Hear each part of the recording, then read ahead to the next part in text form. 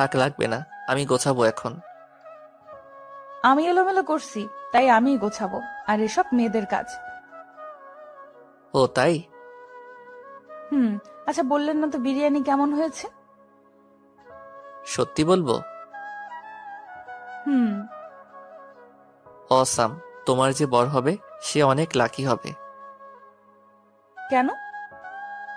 কারণ তোমার মতো মেয়ে পাওয়া যে কোনো ছেলের জন্য অনেক ভাগ্যের। তাই? আমার মাঝে কি এমন আছে?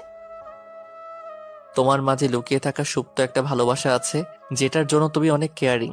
আর ছেলেরা চায় যে তার সকাল শুরু হোক বউয়ের হাতে রান্না খেয়ে। ছেলেরা চায় তার বাবা মা যেন সব সময় তার বউয়ের প্রশংসা করে। আর তুমি আঙ্কেলের যেভাবে সেবা করো, তোমার এই অভ্যাসটা তোমায় অনেক ভালোবাসা এনে দিবে।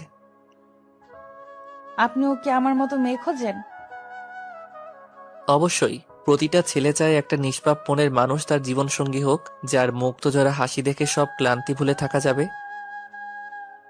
আচ্ছা, আমি কি আপনাকে তুমি করে বলতে পারি? তখন তো তুই করে বলতেছিলে, এখন আবার তুমি বলার জন্য পারমিশন নিচ্ছ? তখন এর জন্য সরি। ঠিক আছে, আমি কিছু মনে করিনি। আঙ্কেল কি ঘুমাইছে? হুম। আব্বু আজ তাড়াতাড়ি ঘুমাইছে। আচ্ছা, তুমিও যাও, গিয়ে ঘুমিয়ে পড়ো। তোমার তো পরীক্ষা আছে কাল, তাই না? 10টায়। সকালে খাওয়া করে তারপর যাবে। আচ্ছা। নিশি রুম থেকে চলে গেল। আমিও রুমের দরজা লক করে এসে একটু বই পড়ে শুয়ে পড়লাম। ভোরবেলা ঘুম থেকে উঠে নামাজ পড়তে বসলাম। প্রায় 8টা বাজে, তাই রেডি হচ্ছি। সকালের খাবার ক্যান্টিনে গিয়ে খাবো, কারণ আমি জানি নিশি এখনো ঘুম থেকে উঠেনি। ও 9টার পরে ঘুম থেকে উঠে। আমি রেডি হয়ে চলে যাচ্ছি। এই দাঁড়াও দাঁড়াও, কোথায় যাচ্ছ? পরীক্ষা দিতে। খাবে না? আসো।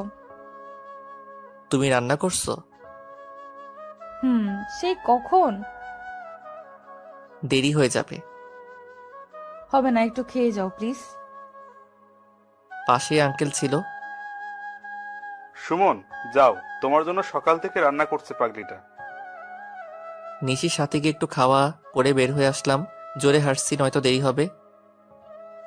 এই সুমন। তুমি যাওনি মন? না, দেরি হয়ে গেল। আচ্ছা চলো। মন আর আমি হাঁটছি। একটা গাড়ি আমাদের সামনে এসে থামলো। গাড়ির গ্লাস নামিয়ে নিশি আমাদের গাড়িতে উঠতে বলল। নিশি সামনে বসে গাড়ি ড্রাইভ করছে। মন আর আমি পিছনে বসে আছি। পিছনে বসে আমরা একটা প্রশ্ন নিয়ে আলোচনা করছি। নিশি বারবার পিছনে ফিরে তাকাচ্ছে। হঠাৎ একবার নিশির চোখাচোখি হতেই দেখলাম ওর চোখ লাল হয়ে গেছে। নিশি, তোমার চোখ লাল হয়ে গেছে কেন? মনে হয় কিছু পড়েছে। দেখে দিব? লাগবে না। নিশির গাড়ির গতি অনেক বেড়ে গেল। খুব তাড়াতাড়ি চলে আসলাম। মৌন আর আমি নেমে চলে যাচ্ছি। এই একটু শোনো। মন, তুমি আগাও, আমি আসছি। আচ্ছা। বলো। পরীক্ষা শেষ হয়ে গেলে আমায় ফোন দিবে। তোমার নাম্বার তো আমার কাছে নেই। 017 সেভ করে রাখো। আচ্ছা। সাথে যেন ওই মেয়ে না থাকে, বলে দিলাম। কেন? আজ তোর 12টা বাজাবো। এ মা, আবার তুই করে বলছো কেন? নিশি আর কোনো কথা না বলে গাড়ি নিয়ে চলে গেল। না জানি আবার কি করলাম। পরীক্ষা শেষ করে মন আর আমি একসাথে বাইরে বের হলাম। কিন্তু মন সাথে থাকলে তো নিশি আমার 12টা বাজাবে। মন, তুমি কি এখনই বাসায় যাবে?